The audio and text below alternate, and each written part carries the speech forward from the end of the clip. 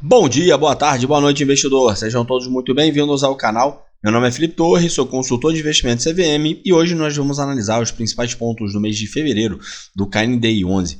Mas antes disso, convido vocês a lerem aqui embaixo na descrição do vídeo todos os serviços de investimentos que eu ofereço. Venho falando sobre a consultoria de investimentos. Se você tiver interesse que eu monte uma carteira do zero para você ou analise sua carteira de investimentos, me chama no WhatsApp que a gente começa por lá. Também tem informações aqui a respeito do nosso grupo VIP do WhatsApp. Para isso, basta você se tornar membro do nosso canal aqui do YouTube. Aqui embaixo tem um botão para você clicar e tornar-se membro, ou então na descrição do vídeo tem um link para você poder clicar e fazer o seu cadastro. Na descrição do vídeo você também vai encontrar todos os benefícios que os membros possuem. Tem informações também a respeito do meu livro, Renda Passiva, o Caminho para a Liberdade Financeira.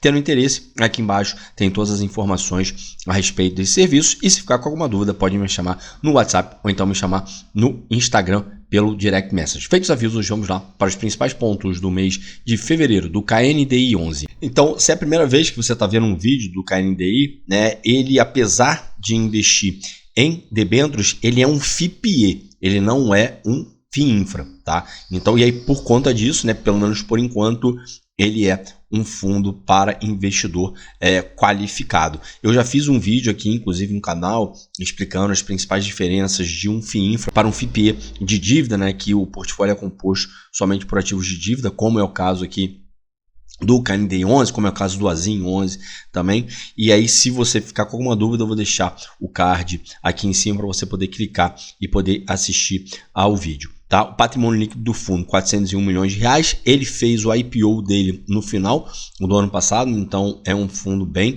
recente. O rendimento mensal anunciado para ser pago agora em março foi de R$ 1,10. A cota patrimonial no final de fevereiro estava em R$ 100,18. Hoje, quando estou gravando, ele terminou o pregão sendo negociado em R$ 99,19. Número de cotistas 2.664, justamente por conta daquilo que eu falei anteriormente, né? É um fundo somente para investidores qualificados, pelo menos até agora. O volume médio diário de negociação no mês de fevereiro, R$ 645 mil. O prêmio médio da carteira de debêntures, né, que compõe ali a carteira do fundo, CDI, mais 2,9%, e o fundo está 85% alocado em debêntures de infraestrutura. Lembrando, como eu falei anteriormente, ele fez o IPO recentemente e ele vem alocando esse capital de forma até rápida, né? E aqui no relatório a gente vai ver isso daí, a expectativa que o fundo tinha para estar alocado agora era bem menor do que ele efetivamente está. Então a gestão vem conseguindo alocar esse capital aí de forma bastante célere. O fundo está atualmente com 10 emissores na carteira, né? Ele ainda está, enfim, alocando capital, ainda tem uma certa concentração em determinados ativos, justamente por ser recente, né? Ele fez o IPO dele em novembro do ano passado, dia 6 de novembro do ano passado. Desde o início do fundo, o fundo, tendo por base a cota patrimonial, tá? Ele entregou um rendimento de CDI mais 0,28%. Aqui nós temos o retorno desde o início, né? Então, desde o início, a cota patrimonial me entregou um retorno de 3,94%, a cota de mercado menos 0,91%, mas enfim, como a gente já vem comentando, como eu já venho comentando em vários vídeos aqui do canal, né, a gente está passando ali por um momento bem complicado nos fundos fechados. Agora começou, né, recentemente aí,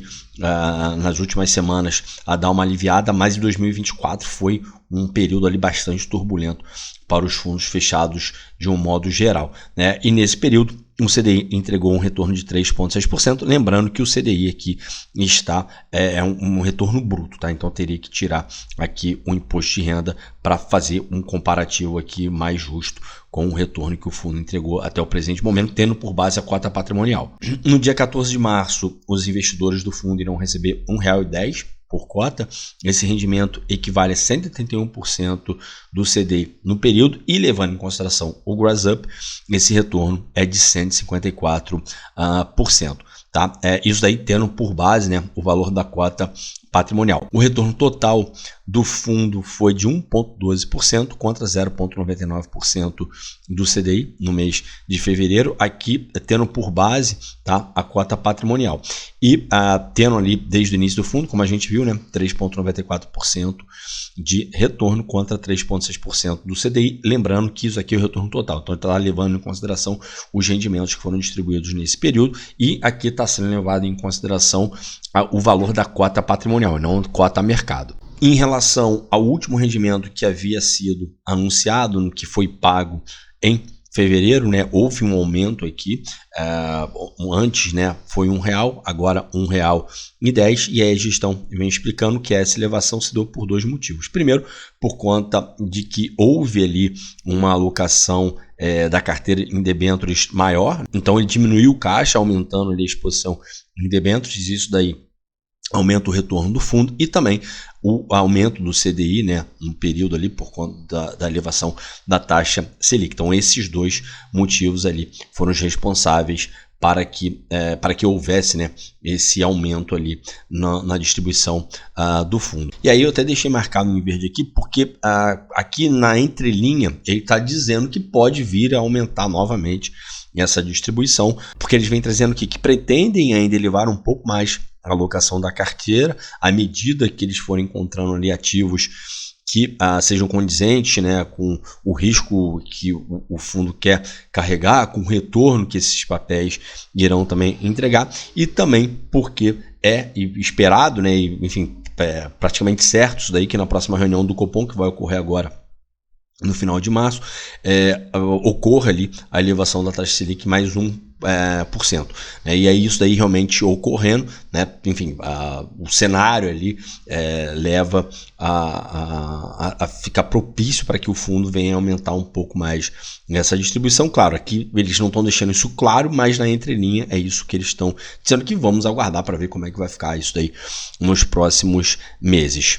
Como eu havia comentado antes, né, eles vêm trazendo aqui que a evolução da alocação do fundo está sendo mais rápido do que eles planejavam, né? Eles esperavam, nesse período de 3 meses, estar ali com a carteira alocada próximo de 70% em debêntures. Hoje em dia ele está com 85% alocado a uma taxa média da carteira de CDI, mais 2,86%. Então, como eu falei antes, né, a gestão vem fazendo um trabalho aqui célere na alocação desse capital. Claro, tem que também, né, ser responsável com essa alocação, não pode alocar em qualquer emissor, em qualquer ativo, até porque esse fundo aqui também, assim como o CADIF, né, ele tem uma pegada high grade. Aqui a gestão vem trazendo, assim como foi informado no relatório do CADIF, que além da elevação na taxa de juros que houve em fevereiro, em janeiro a gente teve uma queda na taxa de juros, né, um fechamento na curva de juros. Em fevereiro voltou a abrir a curva de juros, mas apesar desse movimento, houve ali uma pequena queda dos prêmios de crédito das debêntures emitidas em CDI. Então, houve ali um fechamento, né, no spread de crédito, pequeno, mas houve um fechamento no spread de crédito, porque no final do ano passado a gente viu uma abertura, né, nesses spreads de crédito, principalmente nas debêntures indexadas ao CDI, né, nas debêntures ali que tinham como indexador, né, que remunerava as debêntures o CDI.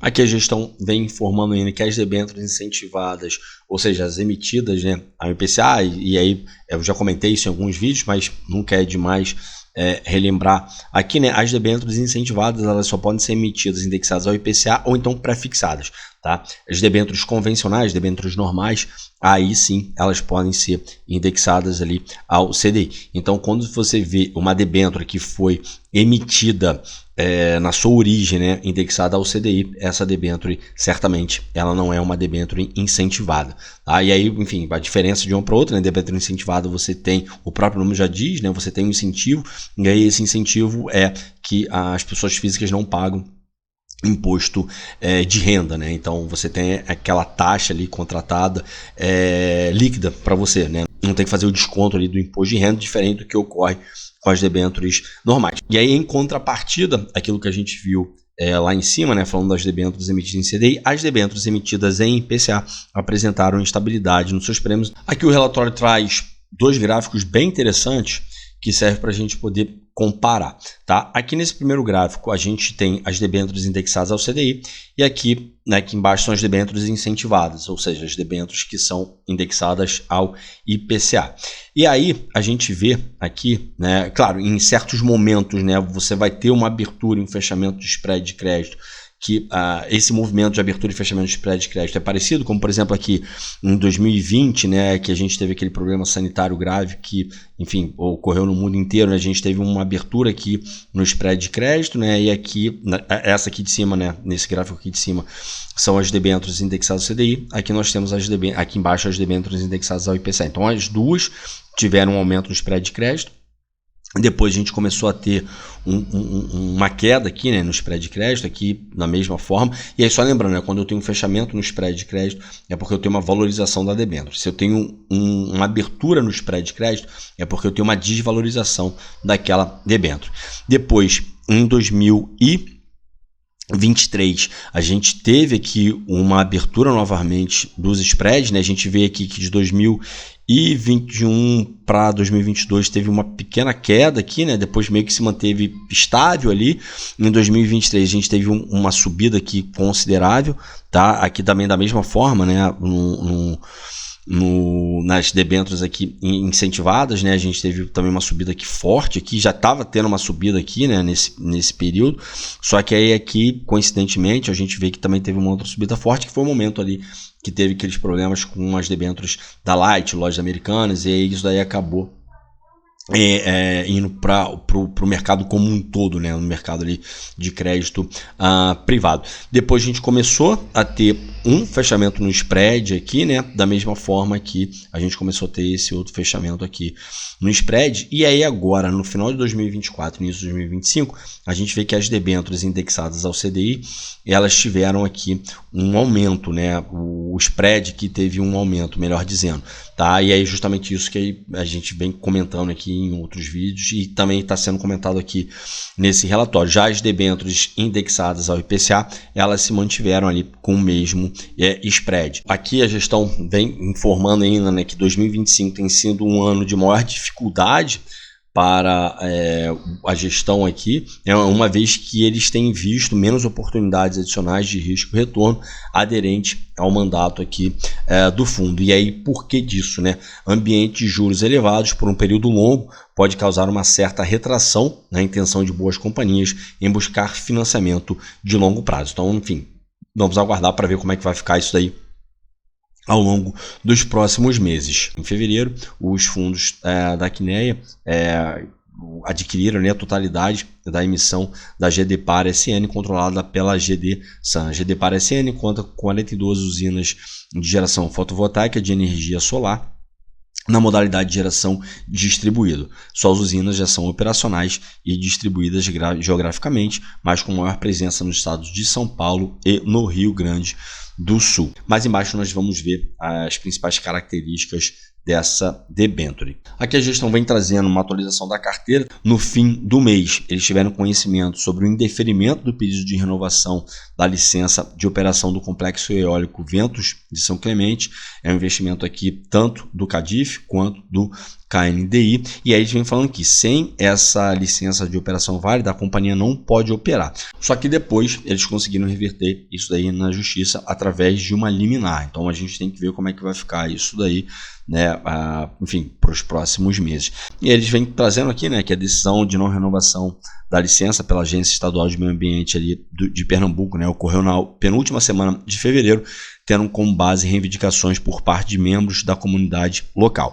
O indeferimento provocou a paralisação do parque até a semana seguinte, quando a companhia obteve liminar na Justiça Estadual para a retomada da operação. Hoje o complexo está operando normalmente, apesar da negociação junto ao órgão ambiental ainda estar em andamento. Então vamos ver como é que vai ficar toda essa questão, né, nos próximos meses aí, certamente, enfim, nos próximos relatórios ali a gestão irá atualizar o andamento, né, de toda essa questão aqui. Aqui nós temos a alocação por setor, então 27% está alocado em saneamento, praticamente 24%, né, geração solar, 19,3% geração eólica, 12% rodovias, 11,6% energia, 6,1% telecomunicação. Aqui nós temos a alocação por rating, então todos os ativos que possuem rating estão classificados com rating A, que vai do AAA até o rating A. E 30% aqui não possui rente, mas o fundo ainda tem 15% em caixa para poder alocar, né? Aqui eu deixei marcada a primeira debênture que foi adicionada, né, na carteira esse mês, que é a da GD Par, então com a taxa de CDI mais 2,51%, e aqui e representa aqui, né, 10% do patrimônio líquido do fundo, e depois aqui a Ventos de São Clemente, que foi a emissora que deu aquele problema ali com a licença para operação. Representa aqui 4,2% do patrimônio líquido do fundo, uma taxa de IPCA mais 7,06%. E para finalizar, deixei aqui marcado a debênture, que foi adicionada agora recentemente, né, trazendo mais informações. Então, usinas distribuídas geograficamente no Brasil, mas com maior presença no Rio Grande do Sul e São Paulo. Capacidade instalada de 100,3 megawatts pico, né, além da diversificação por conexão com a rede distribuidora, a companhia conta também com uma boa diversificação de clientes, tendo como principais a Raia Drogasil, Raizen e Claro.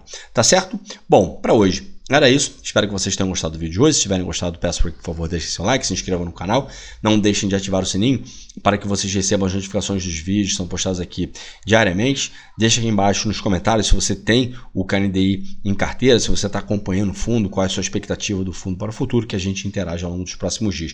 Qualquer feedback que você tenha, elogio ou crítica também, por favor, deixa aqui embaixo nos comentários, porque ajuda muito a melhorar a qualidade do canal. O meu muito obrigado a todos vocês que ficaram comigo até aqui, desejo a todos bons investimentos e até a próxima.